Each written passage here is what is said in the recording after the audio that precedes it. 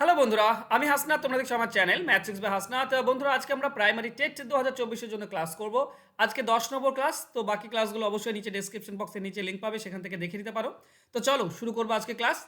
প্রথম প্রশ্ন এরকম দেওয়া আছে, 37 তার পাওয়ার হচ্ছে 41 প্লাস 47 তার পাওয়ার হচ্ছে 41, একে 21 দ্বারা ভাগ করলে কত ভাগশেষ থাকবে? বন্ধুরা, একটা নিয়ম তোমাদেরকে জানা উচিত এই ধরনের অঙ্কে। ধরো a to the power m রয়েছে plus b to the power m, যেখানে এম হচ্ছে বিজোড়, এম মানে পাওয়ারটা হচ্ছে বিজোড়। যদি এই শর্ত পালন করে তাহলে এই সংখ্যাটি কোন সংখ্যা দিয়ে ভাগ যাবে জানো? এই সংখ্যাটি নিচে যে এ আর বি আছে, এ প্লাস বি, এই এ প্লাস বি দিয়ে অবশ্যই ভাগ যাবে, অবশ্যই ভাগ যাবে। তার মানে এখানে দেখো পাওয়ার দুটি সেম এবং বিজোড় দেওয়া আছে, তাহলে নিচের দুটির যোগফল দিয়ে ভাগ যাবে। নিচের দুটি যোগফল কত?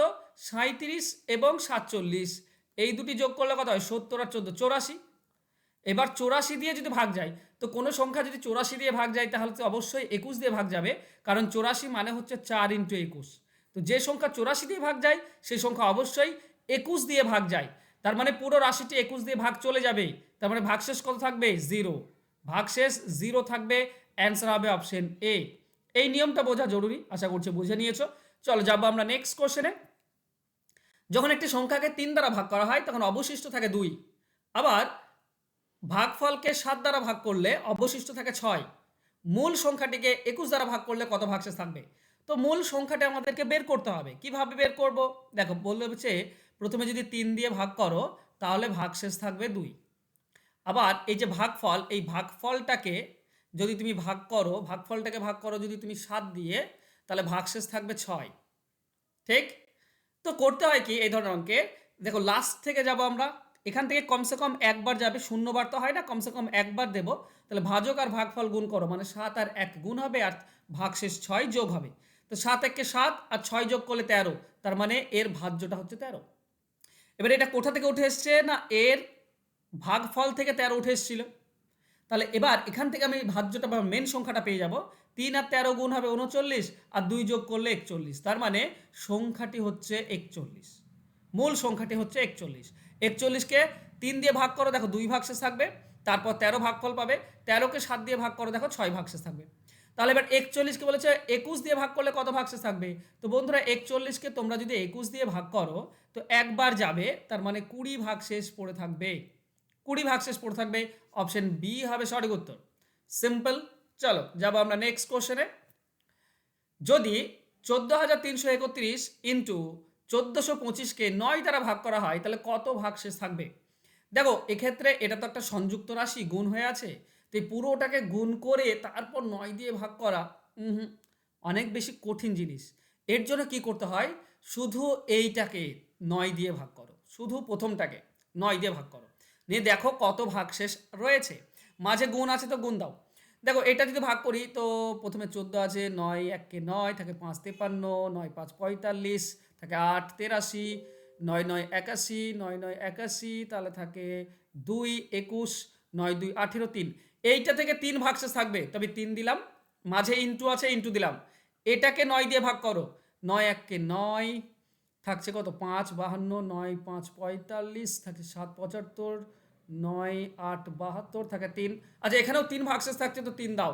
এই দুটিকে গুণ করো, নিয়ে যেটা হবে তাকে 9 দিয়ে ভাগ করো। তাহলে এই দুটিকে গুণ করলে 9 হচ্ছে, আর 9কে 9 দিয়ে ভাগ করলে 0 ভাগশেষ থাকে। এখানেও আমাদের অ্যান্সার আসবে 0, মানে ভাগ করা যাবে অনায়াসে। অপশন এ হবে সঠিক উত্তর। সব থেকে ইজি। আমি কিছু লিখেছি? কিচ্ছু লিখিনি, অথচ আমার অ্যান্সার চলে এসছে। ওকে, তো এইভাবে অ্যান্সার বের করবে। চলো যাবো আমরা নেক্সট কোশ্চেনে। যদি একটি সংখ্যাকে ধারাবাহিকভাবে 3 4 এবং 7 দ্বারা ভাগ করা হয় তখন প্রাপ্ত অবশিষ্টাংশগুলি যথাক্রমে 2 3 এবং 5 হয়। এই সংখ্যা, একই সংখ্যাকে 42 দ্বারা ভাগ করলে কত অবশিষ্ট থাকবে? তো এটা আর এই 2 নম্বর যে অঙ্কটা করলাম সেটা সেম অঙ্ক। 3 দ্বারা ভাগ করছো, ভাগশেষ থাকছে 2। তারপরে এর ভাগফলকে 3 দ্বারা ভাগ হবে, 4 দ্বারা ভাগ করা হবে, ভাগশেষ কত হবে? 3। আর এর ভাগফলকে যদি ভাগ করি তাহলে 7 দিয়ে, তাহলে ভাগশেষ হবে কত? 5। এটাই বলা আছে। 3 দিয়ে ভাগ করলে 2, 4 দিয়ে ভাগ করলে 3, আর 7 দিয়ে ভাগ করলে 5 ভাগশেষ। এবার লাস্ট থেকে 1 যাবে কমসে কম, তাহলে কি হবে? 7 1 7 আর 5, এটা 12 হবে। এই 12টা কোথা থেকে উঠে এসেছিল? এর ভাগফল থেকে। তো 12 4 48 আর 3 যোগ করলে 12 4 48 আর 3 51, এখানে হবে 51। 51 কোথা থেকে এসেছিল? এখান থেকে। তাহলে 51 আর 3 গুণ করলে কত হবে? 153, আর 2 যোগ করলে 155। তাহলে সংখ্যাটি হচ্ছে 155। একে 42 দ্বারা ভাগ করলে কত ভাগশেষ থাকবে সেটা বের করতে বলেছে। তো বের করে নাও। 155 42 দিয়ে ভাগ করে দাও। কত? 3 দিয়ে 20, ওকে 26, 4 দিয়ে যাবে, 4 2 8 আর 4 4 16, ওকে 4 দিয়ে বেশি হয়ে যাচ্ছে। 3 দিয়ে দাও, 3 2 6 আর 3 4 12, ওকে 6 আছে কয় 15, 9 15, হাতে 1 থেকে 3 আছে কয় 5, 2 5, ওকে 29 থাকছে ভাগশেষ। তো আমাদের অ্যান্সার হয়ে যাবে 29, অপশন ডি হবে সঠিক উত্তর। বাস। অবশ্যই এগুলোর একটা সিম্পল আছে, প্রসেস রয়েছে, তোমরা জানি না তোমরা জানো কি না, যদি জানো তাহলে খুব ইজিলি হয়ে যায় সিম্পল প্রসেসটা, ঠিক আছে। এই যে 55 155 বের করতে, চলো এখানে দেখাবো, আমরা অন্য কোনো অঙ্ক যখন আসবে তখন আমরা দেখাবো, আমি নর্মালটাই দেখালাম। চলো নেক্সট কোশ্চেন।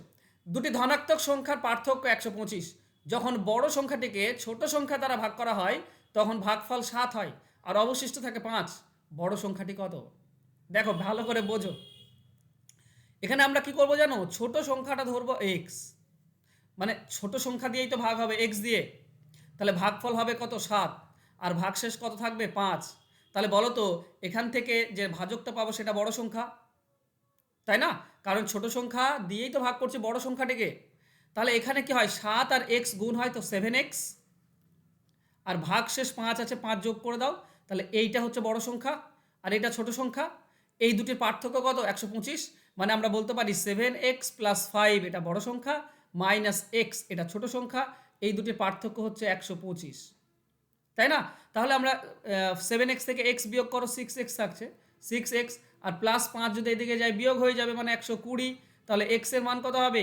6 আর 120 কাটলে 20 হয়, তাহলে x এর মান হচ্ছে 20, মানে ছোট সংখ্যাটি হচ্ছে 20। তাহলে বড় সংখ্যাটি কত? দেখো পার্থক্য 125 বলেছে, তো ছোট সংখ্যা যদি 20 হয়, বড় সংখ্যা 125 বেশি হবে, তার মানে বড় সংখ্যাটা হবে 145। বাস আমরা অ্যান্সার পেয়ে যাবো। কিংবা 7x + 5 এটাও মান বসাও, অ্যান্সার পেয়ে যাবে। 7 × x মানে 20 + 5, তো 7x 140 + 5 মানে 145, ঠিক? ওকে বন্ধুরা, দেখো দেখো প্রাইমারি টেটে কী ধরনের অঙ্ক আসবে বলা খুব মুশকিল, তাই আমরা সমস্ত ধরনের অঙ্ক প্র্যাকটিস করব।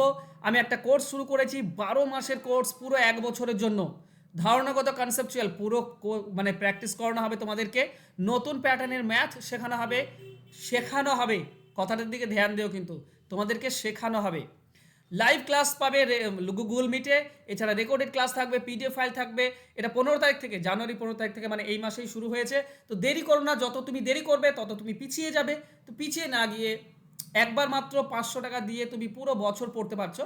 এখন 1 মাস পরে ভর্তি হলেও সেই 500 টাকা লাগবে, তুমি 2 মাস পরেও যদি ভর্তি হও তবুও সেই 500 টাকা দিয়েই তোমাকে ভর্তি হতে হবে। তাহলে কেন আমি সময়টা নষ্ট করব? আমরা এখন থেকে একটু একটু করে অঙ্ক শিখবো, তাই নয় কি? তো পিছিয়ে যাতে না থাকো তার জন্য এখন ভর্তি হয়ে যাও, মাত্র 500 টাকা দিয়ে পুরো বছর আমার কাছে অঙ্ক শেখো, কনসেপচুয়াল, নিউ প্যাটার্ন, সমস্ত ধরনের অঙ্ক শিখতে যদি চাও তাহলে আমার এখানে চলে এসো। আমি পেডাগোগিটাও তোমাদেরকে এর পাশাপাশি করিয়ে দেবো, তো সমস্তটা পেয়ে যাবে অঙ্কের A to Z, তোমরা এই ব্যাচে পেয়ে যাবে। তো ফোন নাম্বার নিচে দেওয়া আছে, জাস্ট আমার সঙ্গে যোগাযোগ করে নিও। থ্যাংক ইউ সো মাচ বন্ধুরা, আজকে আমার সঙ্গে জুড়ে থাকার জন্য। দেখা হচ্ছে নেক্সট ক্লাসে, প্লিজ একটু লাইক, কমেন্ট এবং শেয়ার করে দিও, আর যারা সাবস্ক্রাইব করোনি প্লিজ সাবস্ক্রাইব করে নিও। দেখা হচ্ছে নেক্সট ক্লাসে, ধন্যবাদ।